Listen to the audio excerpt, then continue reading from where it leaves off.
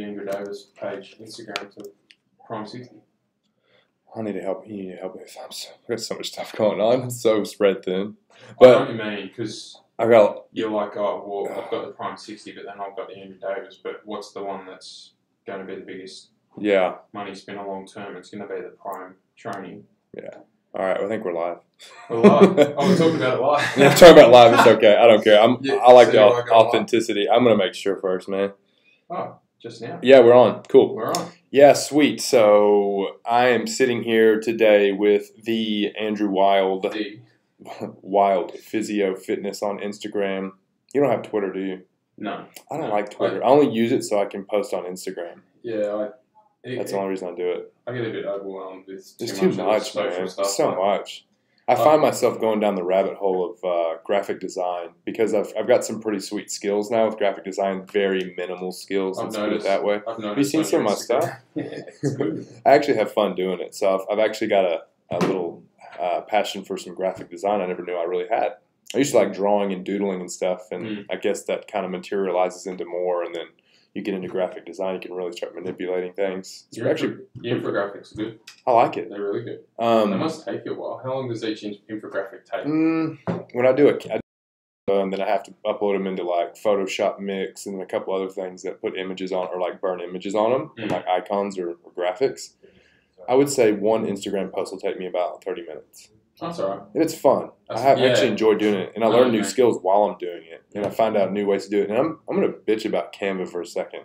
I have paid Canva so much money to use the images because you use the stock images. I use the stock images a lot of the times, like the generic ones, like the lollipop or like the what I'm saying, like the moon or like the sun or whatever, the earth, whatever. And a lot of the times you can find them on emojis. Yeah. But a lot of them are a lot cooler when you actually find the graphic on Canva. And I've purchased like the rights to use these, but like for some reason, when I go and try to save the image, it charges me for it again. So I'm like getting double charged. So I'm actually, some of the posts that I put on Instagram, I'm paying for them like $3. Really? Because of the images. Why don't you just use images off like Google? They don't have them all, and they're hard to take from one to the other. When you're in Canva, you can actually type in like book, and it'll give you 100 books to choose from. And some of them are free, and some of them are credits. You have to have credits. But I purchased like the pro version of Canva, and I thought that I had access to all these photos, and you could actually use them. Well, now I'm having to actually pay for them again, so I just completely stopped that. So I'm going to have to figure out a new strategy. I know what you mean, because if you drag from like Google or something like that, it's not as easy. It's not as easy. It's so difficult. And Canva's good. So sleek. So Canva, if you're listening, which you're probably not, 100% you're not listening, somebody tag Canva. I want you to give me a subscription where I can use unlimited amount of your graphics, and I will use it, and I'd happily pay $20 a month to do it. Yeah, like a Spotify account. Yeah, like a subscription. It's normal, but like it's not available. It's so ridiculous. And if I'm wrong, if you're out there listening, which you're probably not, get a hold of me, message me, and give me some your skills. I need to level up. But today we are talking about a very, very, very hot topic in the world right now. It's called obesity and the classification of obesity. So when I first saw this, James Smith had done an article, not an article, but a post on it, and did a Facebook Live. And I agreed with him a lot of the points, but then I started really trying to think about it. And I've kind of come to the conclusion that obesity may be a disease when you actually look at the definition of it. Yeah, it fits all the criteria, that's for sure. So I want to define it. So I've defined this. I'm going to define it in two different ways. I'm going to give you the definition out of Google, and then I'm going to give you one that one of my friends gave me. That's in the definition of obesity. Obesity. No, I'm sorry. No. The definition of disease. Yeah. So the definition of disease that I got from a very reliable source is obesity. Signs and symptoms that affect the body or a specific are not caused by injury. So this is a disease. So terming it like the definition. Signs or symptoms that affect the body. Impairment of function, that would be another one. Yep. And then also a habit or disposition adversely affecting a person or a population. Yeah. Well, yeah.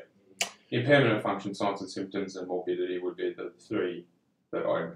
So there's hyperlipidemia, which is high cholesterol. Is that right? Mhm. And then there's bacterial meningitis, which is also a disease. Mm. That's one you can compare it to. Cardiovascular disease, which is the hyperlipidemia. But anyway, so I got the definition from this person in the medical industry, and I kind of agree with it. When you actually look at the definition of disease, obesity falls right into that.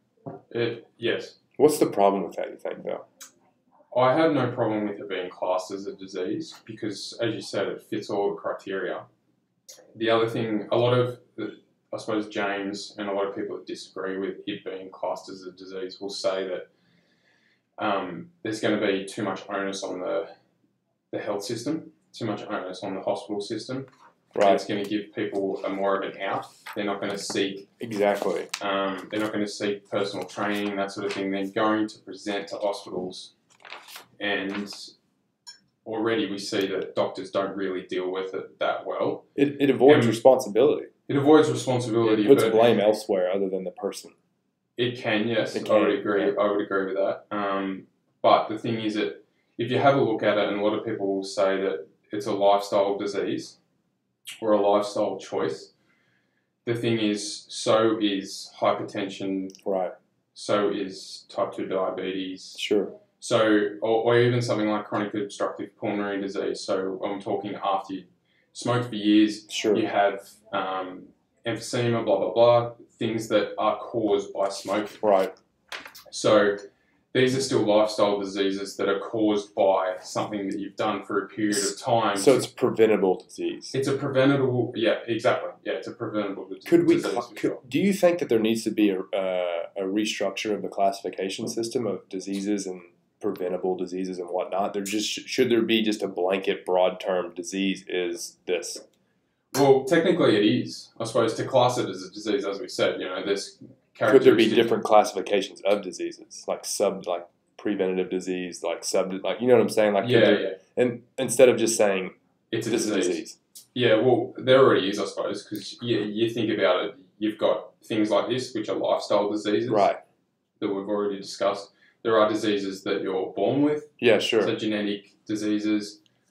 So answer to your question, they're already kind of subcategorized anyway. Right. I personally think that it's going to help. We're already losing the battle on obesity anyway. No. Man, I got some numbers I'll throw at you that are crazy. You want me to throw them at you? It's 70% of the population. 70%. Yeah, man. that's in the States. That's in the States. That's overweight or obese. So it's not just obese, it's overweight or obese. So it's a collective. Now, they say about 36 to 38% are actually obese, which is still a massive number. Scary. It's very scary. And then the other 35, 40% are overweight, headed towards obesity. So that's a very alarming number. Now, I will say that I've done quite a bit of research on this. I can say that. Quite a bit. And here's most of my research is coming from a book I'm reading right now called Homo Deus, which is a sequel to the book Sapiens. Yeah. They go into great detail about primitive beings and how we became and where disease came from, where obesity came from, blah, blah, blah, blah, blah. So, give you a little bit of history. I got all these notes. Before the 21st century and leading up, predated history, fatigue, plague, and war were the three things that caused death. Famine, plague, and war. So obviously starvation, plague, diseases that were spread of communicable diseases, and then war, violence, stuff like that. Mm. So now, those were uncontrollable before the 21st century. It's part of life. Yeah, right. It's part of life. Now they're manageable challenges. They're no longer the three main causes of death in the world. Mm. The main causes of death in the world have now become diseases like obesity, like overeating. So we've gone from this... As in the diseases that are caused by obesity. Yeah, exactly. Cardiovascular disease. Exactly. Yeah. So before we were starving ourselves, and now we've got so much food supply that we're over-consuming. Mm. And there's not a whole lot of people dying from starvation anymore, and that's globally. Yeah. And that's even like in third world countries. Mm. So we obviously don't have that problem. We've solved that problem. Not yet, but yeah, I agree. To an extent where it's manageable. It's manageable. It's very manageable.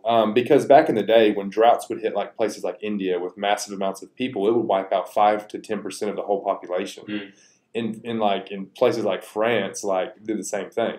when a drought hit, Mm. the rich would hoard all their food Mm. and then they'd sell it to they'd The sell poor. it to the poor at very high And prices. the poor would die. Yeah, the poor would die. Yeah. Yeah, because they couldn't afford it. So it's crazy that our history has gone from one extreme to the other in a Mm. very short period of time when you look at it in Very the grand fast. scheme of things. And what happened really fast, and it's very alarming. So I guess my point is this, is that if we're going to classify obesity as a disease, I feel that it like I said before, it's taking the blame away from the person. It can, potentially. But at the same time, if we class it as a disease, then it's going to get a little bit more airtime.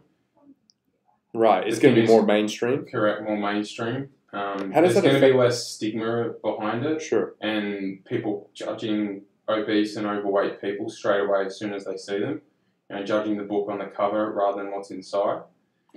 The reality is a lot of people can't control this because of their upbringing. I know what I you're agree saying. with you. No, I totally agree with you. Because Habits. imagine if you had grown up in a household that doesn't place any emphasis on exercise and consuming good food. Yeah. If you never played sport and all you've done is play games your whole life, and you get to adulthood and you know nothing different. You know absolutely nothing different. You've never exercised or done any structured exercise. You've walked a little bit. That's about it. You've consumed hyperpalatable foods Right. since you're a kid, which just means very tasty foods. No, yeah, I gotcha. So the thing is, with someone like that, it's not their fault. They've just gotten the raw end of the deal and they've pulled the short straw. It doesn't mean that they can't make a change. So they need to want to make a change, but at the same time, if you build a habit for long enough and you stick to that and you continue to do something It for becomes normal. exactly, it becomes normal. So if you class it as a disease, there's going to be more funding. There's going to be more options for doctors. Right. Doctors are potentially going to be more educated in this. How much Because- is the blame? You have to put some of the blame on the people, though. Oh, right? 100%, yeah. Because Like- with the access to information now, I think people know that they're overeating. Yes, they would, but they don't know anything different. That's the thing. It's a psychological problem. Not Yeah. only So not then only is we're- it psychological. So it's now we're also crossing over to physiological. mental illness here. Correct.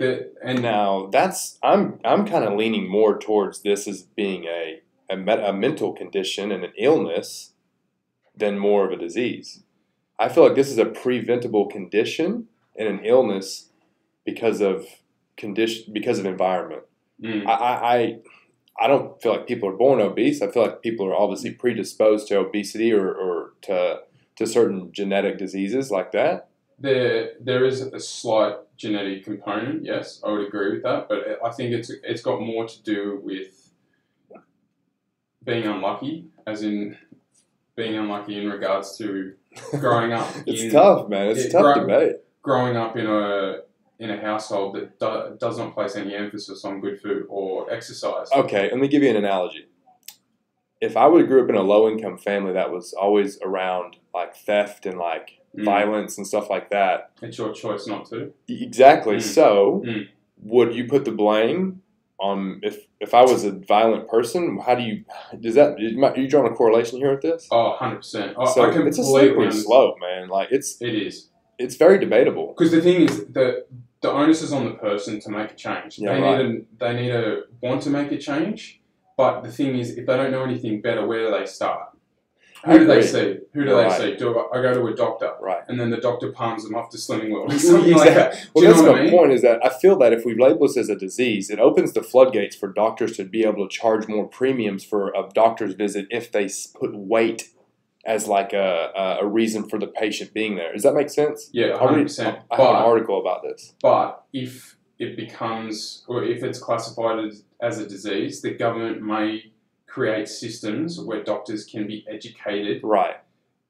a hell of a lot better than how they is are that? now How does to that deal with the benefit? obesity epidemic. You have to follow the money here. How does that benefit a doctor if they educate him on obesity and why it's caused and some preventable measures or some? Because then they can outsource. Because a lot of doctors Okay, will. I got you. Okay. A lot of doctors will. Do you not think they had outsourced to pharmaceutical? They potentially will, but that's the thing. If we have more money to use to try and combat this disease, Yeah, I get it. or even if it's a preventable disease, if we term it that, there's going to be more money for potential surgery, more money for potential medications, as in changes to medications, research into medication, things that are going to help these people. And it's multifaceted, and we need to hit it at all angles, because at the end of the day, we're losing. We're losing the battle. 1.2 million people Yeah. a year die from diabetes. Yeah, That's the highest out of anything. As I said, we're fighting an uphill battle. We've got to try and get on top of this somehow, and at the moment, we're not making any inroads really whatsoever. You and I make changes every day. Yeah. We might help a few people, but that's the minority. The majority, right. Everything's going up in terms of the obesity epidemic and the percentage of the population that are overweight or obese. So basically, since it's not classified a disease and we're still going up, so might as well classify it as a disease so we can see how we can fight it. Exactly. And on that standpoint, I 100% agree with you. Yeah.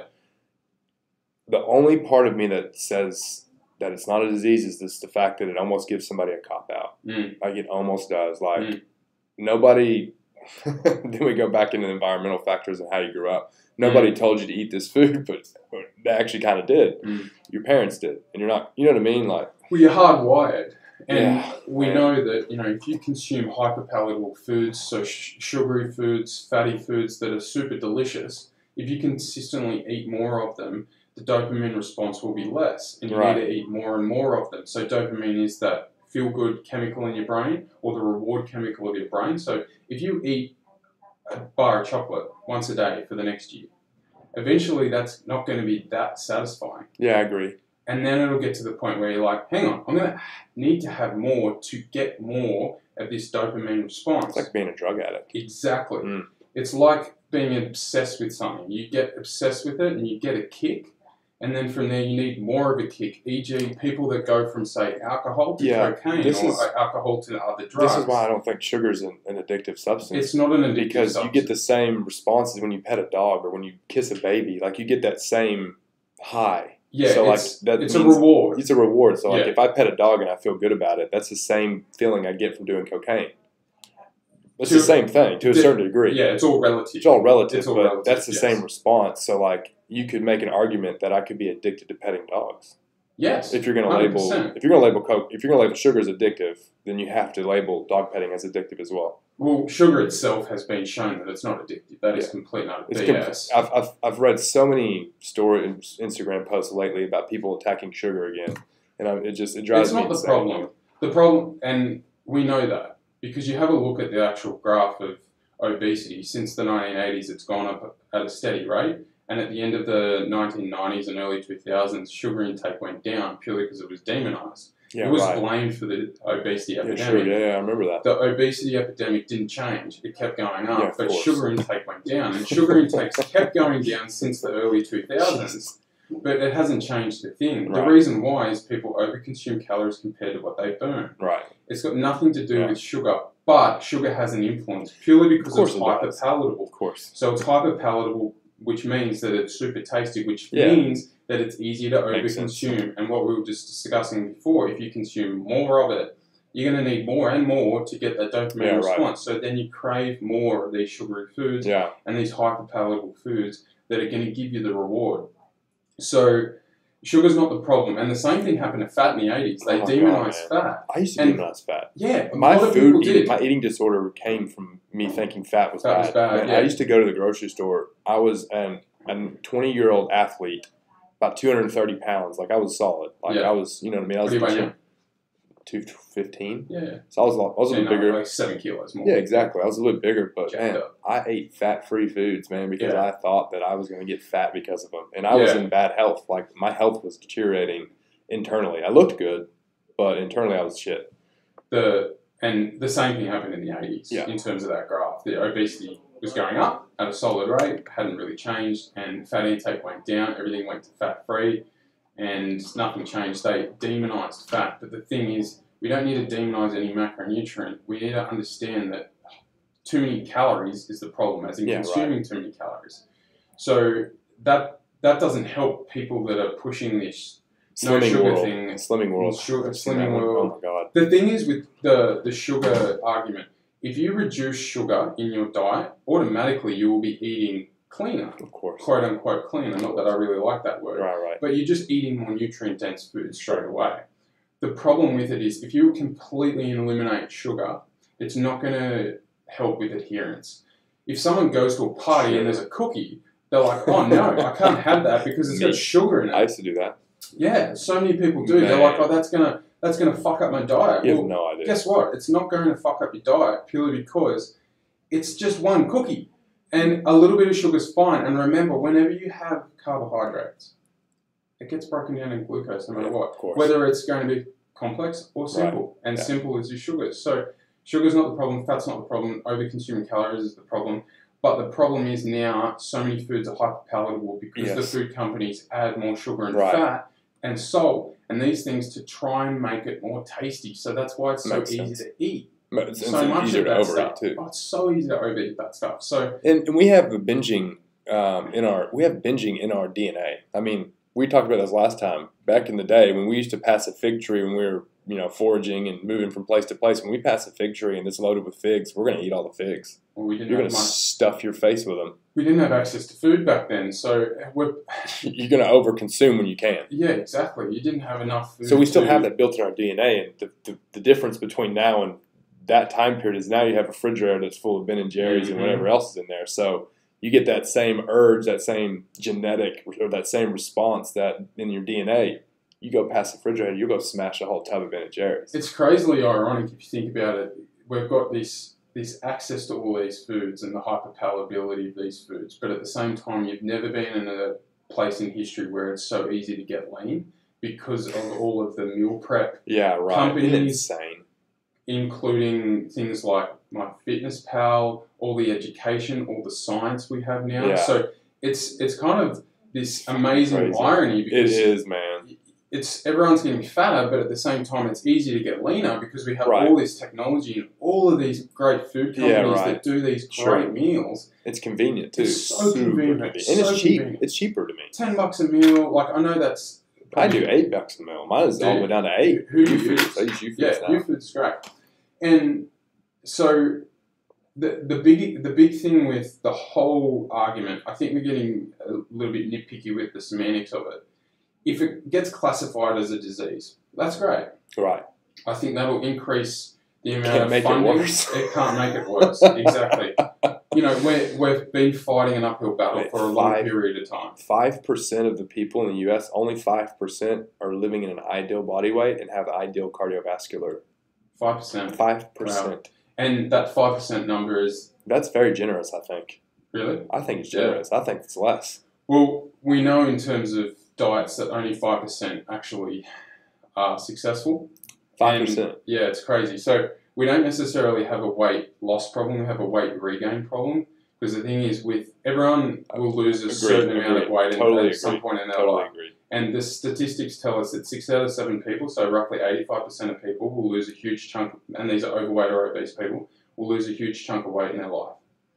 But the problem is, after 3 years, 95% of them have put it all back on, and 1/3 to 2/3 have put even more on. Yeah, it's big stuff.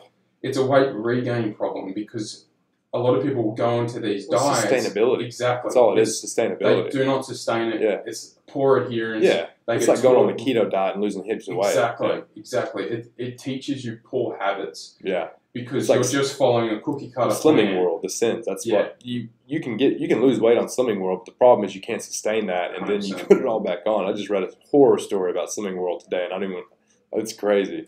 We'll have to talk about that sometime for sure. But I was going to make a point. I totally forgot. My memory is awful, especially after a jet lag. When did you get back? Monday? I got back Monday, but I didn't go to sleep, and it's my pattern's so off. Like I woke up at 4 a.m. this morning wide awake. So I get up and start working and I crash at 7. Yeah. But man, it's such a slippery slope. But like you said before, I do agree that if we can't it can't get any worse. So if we classify a disease and we see how that affects the population, we have to go from there. But even the supplement industry, we're spending $1 billion on supplements, but yet we're still getting more and more overweight and obese. So that's definitely not the answer as well. No, it has to be a multidisciplinary approach, and the doctor, the dietitian, And the trainer. PT, the trainer, the physios, whoever it is, we need to have a multidisciplinary approach so we can outsource and get that person from A to B in the right way and a sustainable way to increase adherence long term, so they don't become that 95% that fail in terms of the diet. We want more people to have success than 5%. 5% is horrendous. It's insane, man. And like, it's crazy. How do you obviously have to educate people and give them access to enough information to where they can make better choices and informed decisions. Correct. At what point do we put the blame on the person, though? Because I feel, and personally my own opinion is that, and I feel like our world is like this, we dance around solutions and we put Band-Aids on things and we sugarcoat because we don't want to hurt feelings. I'm to the point in my life where I want to help people, and I have a lot of clients that are obese and I want to help them, but I'm tired of sugarcoating. Like I don't want to ridicule people for being obese because my father's obese. But at the same time, I feel like you have to put some of that pressure on on the people. Oh, you do. It's in their court to make a change. Yes. And they have to want to make a change. Absolutely. Some people just don't. They don't care. But the thing is, we can do a better job with these people because we can see that diets fail. So are they failing because they're not trying? Well, not really, because these people are trying and they're losing weight. They are. 6 out of 7 people will lose a huge chunk of weight in their life. We know that. The thing is, they don't sustain it. So the systems need to be better so we get a better outcome. We get more adherence and sustainability long term.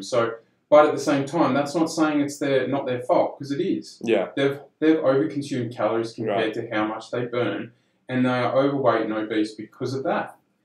But that doesn't detract from the fact that they've potentially grown up in a not optimal environment. They don't understand these habits. They don't understand what exercise will do and why it's effective. What about life events? What about somebody who's depressed who keeps running back to the food? The food. The emotional eater. Because I'm, like I said before, I'm kind of leaning more towards this as being a mental. I don't want to say mental illness. There's a lot of obese and overweight people that are like that, but don't have a mental illness. And there's a lot of I don't mean mental illness. I mean more of you have emotional problems or things in your past, or you're dealing with stuff that's causing you to want to binge on food because it's like an outlet almost. How much of that do you think plays a role? Can you put a little bit of the blame on that? Oh, for sure. Like binge eating. I don't necessarily. You're not addicted to food. Yeah, that's not an addiction. You can get addicted. You're addicted to the response the food gives you. Yes, the food itself isn't addictive per se. Do you think that if we put focus on the root problem, like helping people become aware of why they're doing this? If you have a look at how little we move, that is a huge problem. Massive. Obviously, if someone's very overweight, if you just tell them to move, they're not going to lose weight long term, because we need to obviously get the nutrition under. Sure. You obviously need to start with the nutrition and then build up to a little bit more of the exercise as you go. The problem is we don't move at all, and you have a look at the stats, and roughly most people will walk only 2,000 to 3,000 steps per day. Yeah, right. It's pretty depressing. That's not a lot. I'm gonna say, all right, it's 9 o'clock. I mean, about 9:57. I'm gonna see where I'm at right now. I'm at 4,000 right now. Yeah. So you've already done nearly, and the arbitrary measure of the 10,000 step rule. Yeah. I don't care if someone wants to do 15, but try and get 10. 10's do 20. Good number. 70,000 steps equals I think it's like 3,500 calories or 4,000 calories, something like that. It's quite a bit. It's great, to try and get your 10,000 in, but you can see that we just don't move much. So moving more, and the whole notion of eat less, move more, it doesn't really work. In theory, it does. Like, if you think about it, it would. But the thing is, we need to do more than just that. The people deserve more than that, and they deserve to be educated properly. So Who is holding? Is there anybody holding people accountable for putting out misinformation? Because like the Daily Mail, the UK Daily Mail, like all that stuff, and some of that stuff is like blatant lies. It's cringeworthy. Blatant. So like, who do we call? Who do we email about holding these people accountable? Like, at what point do we say enough's enough? Like, is it take more people like James Smith exposing this and putting it out there for people to see it themselves? I think exposing them is a good thing, for sure. I feel like almost I have a responsibility now. Yeah, yep. Like, that's how I feel. I would agree with that. But the problem is people will believe anything. They do. And we have to they'll believe in anything. And we have experts, whatever, that are the people who are allowed to put this stuff out in the mainstream media. That's the problem here. Private-owned media companies. So true. Privately owned. Let's go to that. I mean, this is a rabbit hole, obviously, but if you want to get technical, we get fed the news that whoever's at the top wants us to hear. So, like, all these news media outlets, especially in America, they're all privately owned. So if you can think about that, whoever owns these networks, that's what you get to see is what they want you to see. So they may have some type of agenda. And if you think about it, if you look at us in the grand scheme of things, big pharma, insurance, blah, blah, blah, blah, blah, there's no benefit to having a bunch of healthy, well-informed, educated, critical thinkers walking around on the earth because they don't put money in people's pockets at the top. Yeah, look, or the money doesn't get appropriated the way they want it to. It's really hard. It's really hard to police it. It is. Like, how do you police it? Because there's just so many accounts on Facebook, Instagram, whatever it is, that peddle bias and peddle bullshit. And the thing is, who makes that judgment? And who's to say someone isn't entitled to their opinion as well? Because these are based on opinion. But when you're dealing with a disease and people giving out advice that isn't correct, potentially then that will make people accountable. Okay. Correct. So then, if you classify it as disease, then you may be able to hold people accountable for what they say. It will be potentially easier. That is a good point that we probably haven't brought up. So obviously James is on the other side of the fence than we are, but this could potentially help James if they do label it a disease. 100%. So I agree with that. The thing is with it, if they term it and classify it as a disease, it's probably good for us.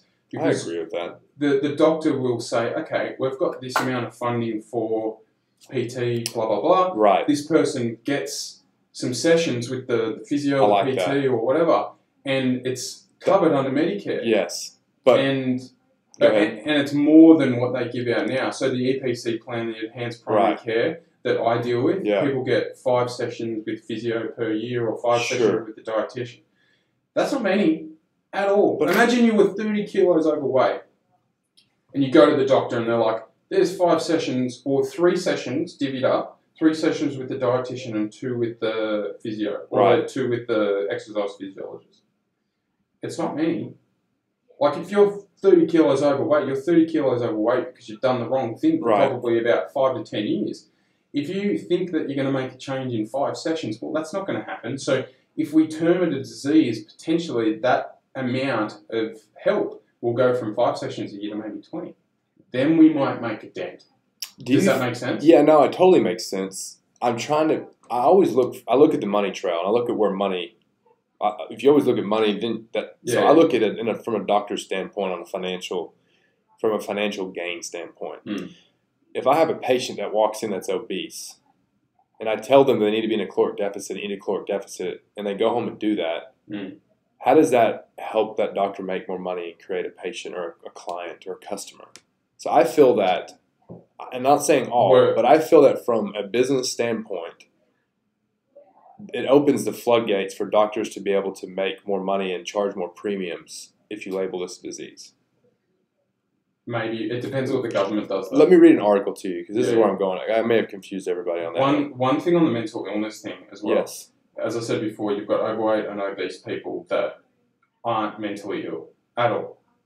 They're just overweight or obese.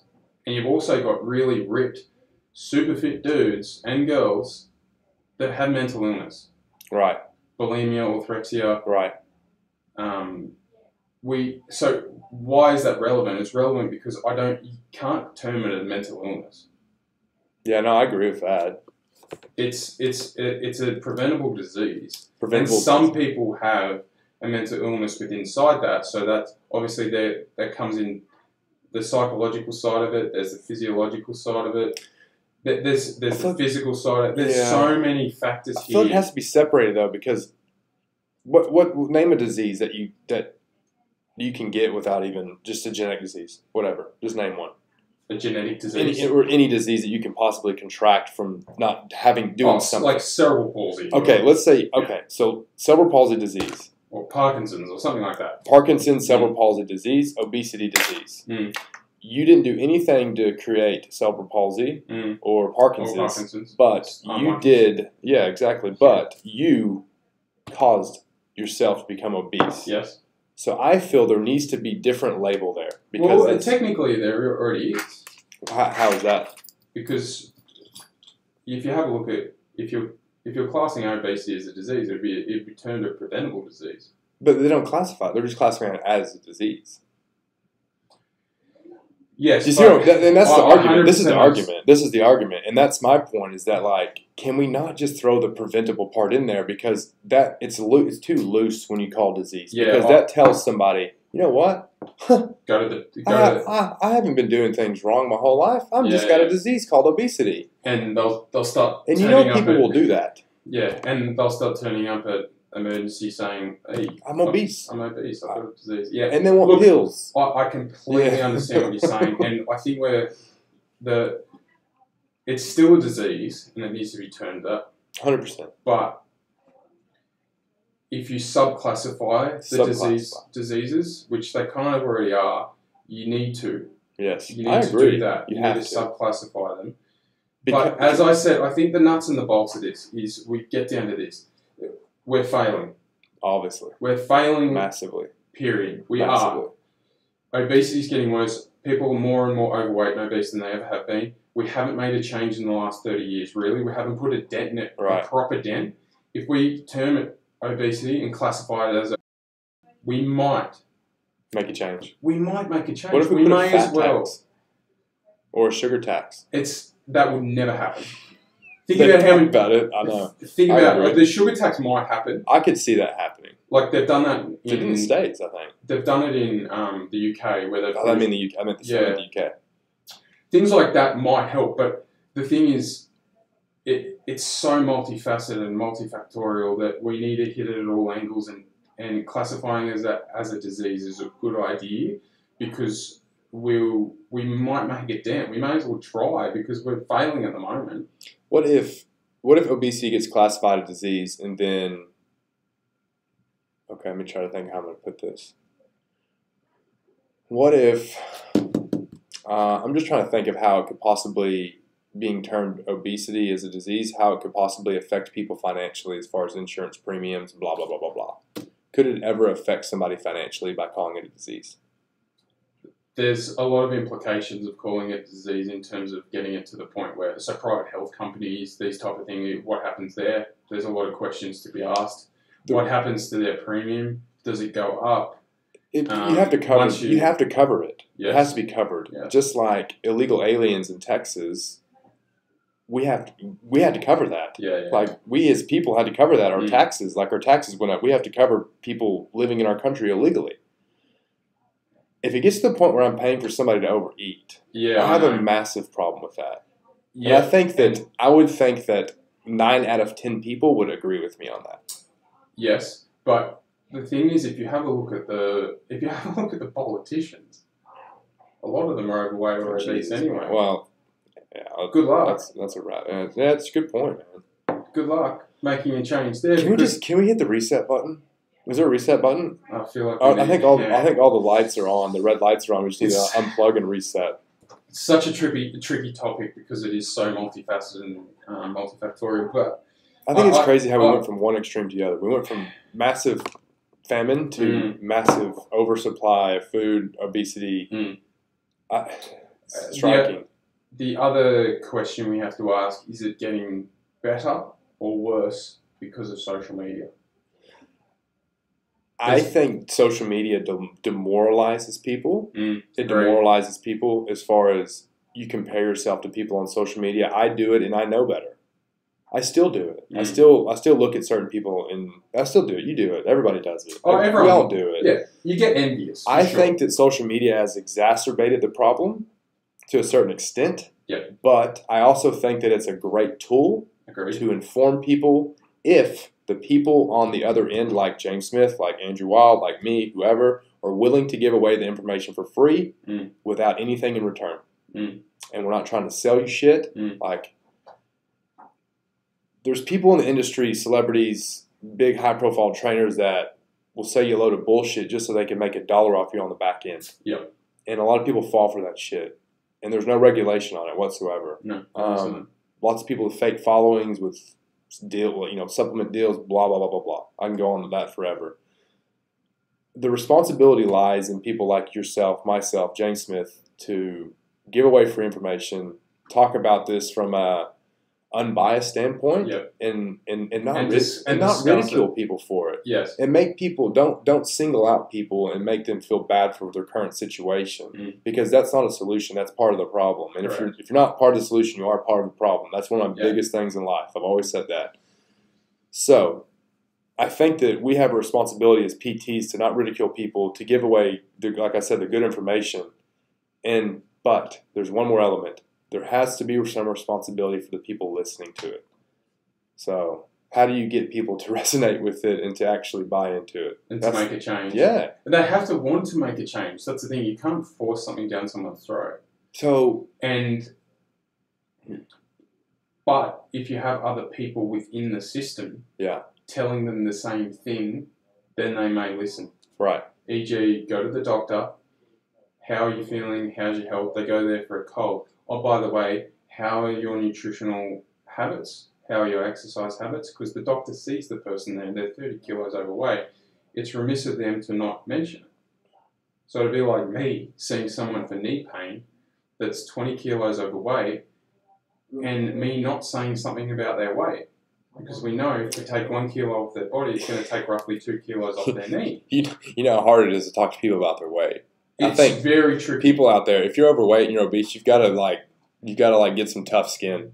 Like, be susceptible. Let's just be susceptible. To be. You don't want to ridicule people. You have to approach it in a certain way to where you're not demoralizing somebody. Yes. But if I'm going to take the time out of my day to talk to somebody about their weight, it's because I care.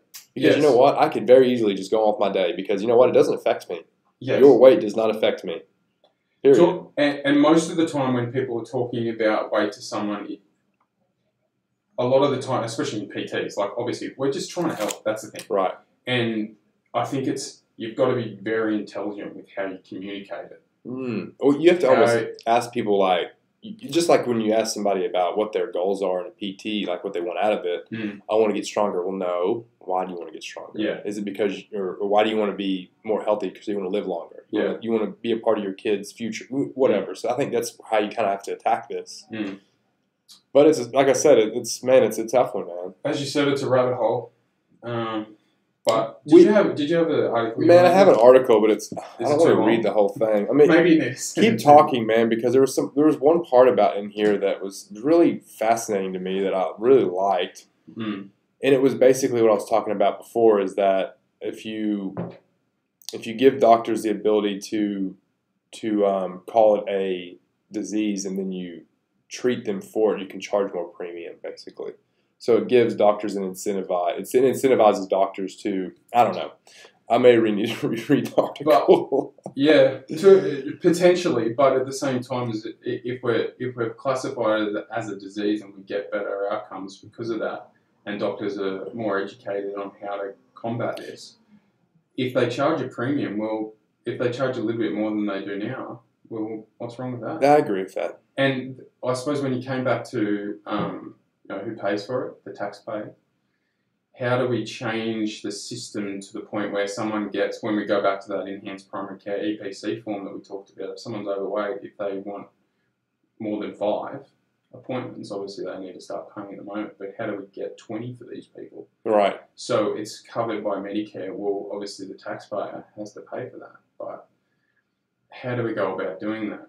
And as I said, it's going to be hard to achieve certain things when a lot of the people in power are overweight and obese.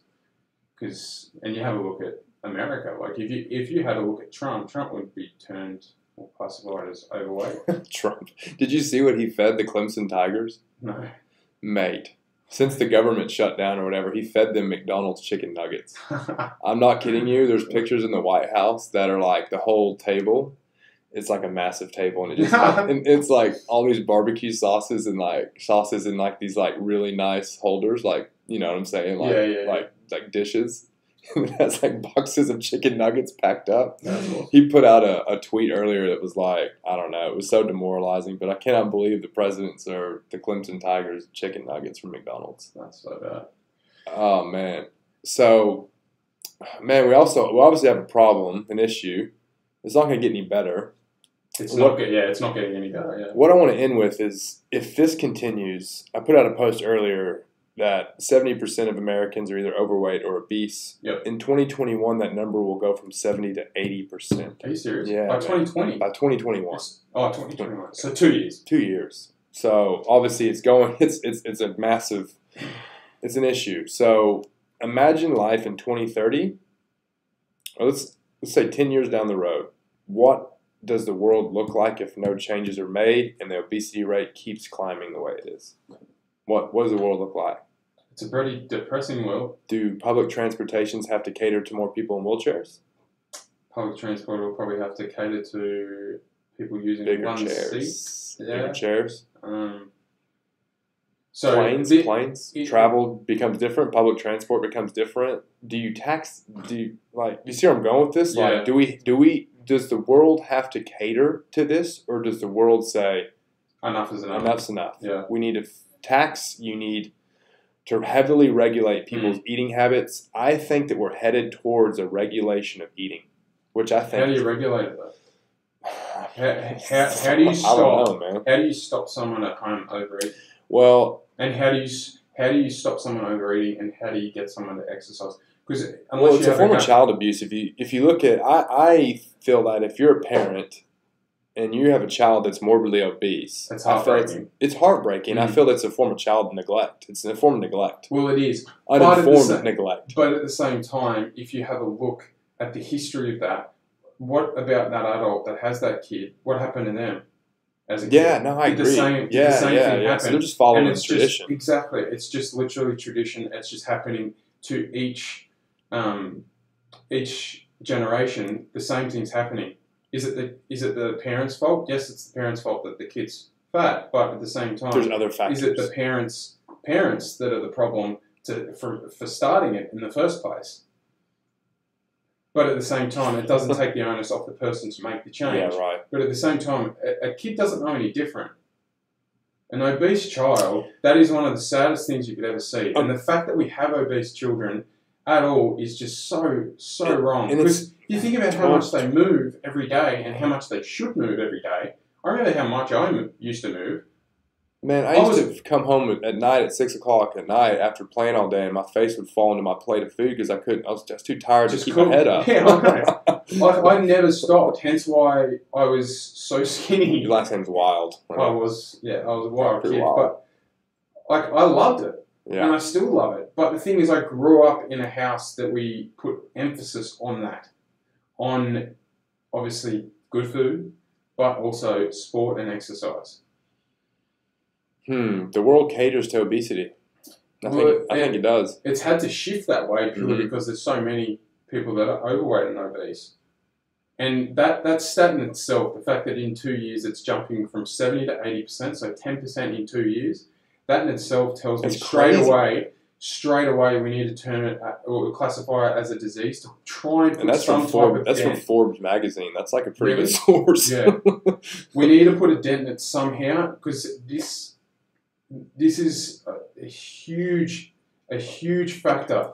It is, and I think a little bit of it has to do with people like that own businesses and corporations have a little bit of responsibility to quit like screwing with people, man. Like, quit marketing to kids and like quit trying to get, you know what I mean? Like, they're just trying to create consumers and customers because of money, man. It's like, when it all boils down to, this is all about dollars, man. Yeah. All about dollars and figures, and if you regulate that, God, where do you even start, man? Like, Yeah. we just need, like I said, we need to hit the reset button. We do. We need somebody in the World Health Organization Yes. that's willing to step on a big platform, a world platform, and almost, I wouldn't expose, like, I don't want to say it's like conspiracy, but like almost just needs to cut the bullshit and just cut the bullshit and just talk about it.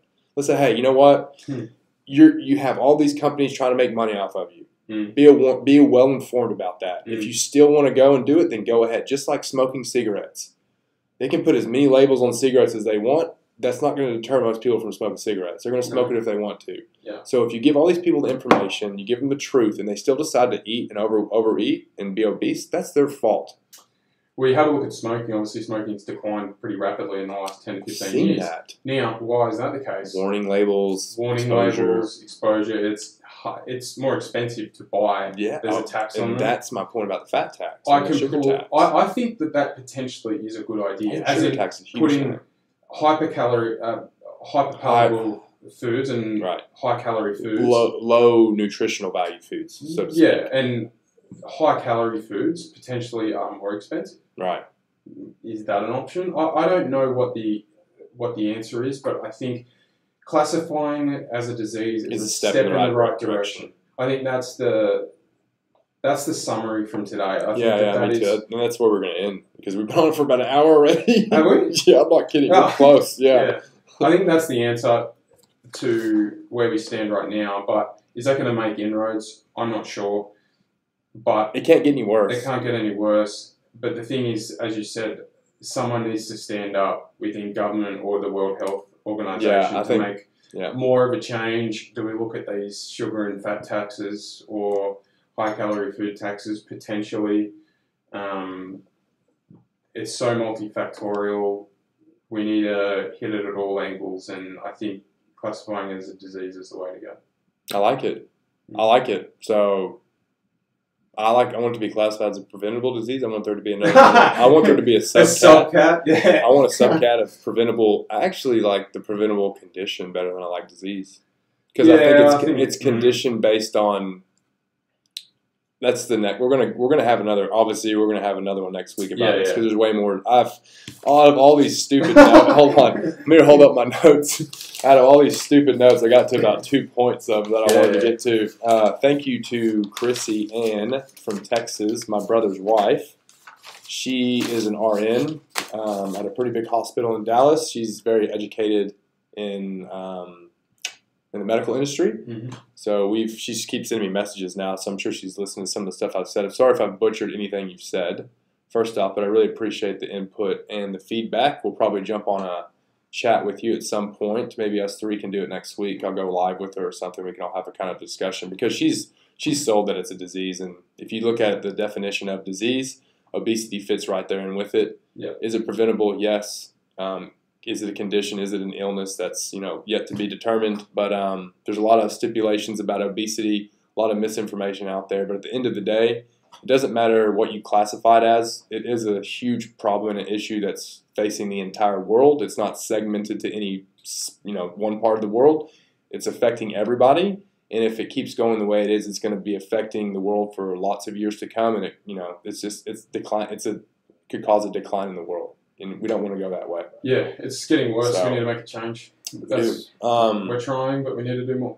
We need to do more. And your feedback is also obviously welcomed. This will be uploaded on iTunes before the end of the day, hopefully, because jet lag has kicked in. My eyes hurt. I'm tired. I need to sleep. But I have daddy daycare duty when I go home. Oh, cool. But anyway, it's good talking to you today, mate. Thank you. And we'll see you next week back on Flex with Tex. Remember to go sign up, subscribe to Flex with Tex on iTunes. Go like and follow at Wild Physio Fitness on Instagram, Flex with Tex on Instagram. And we appreciate you. See ya.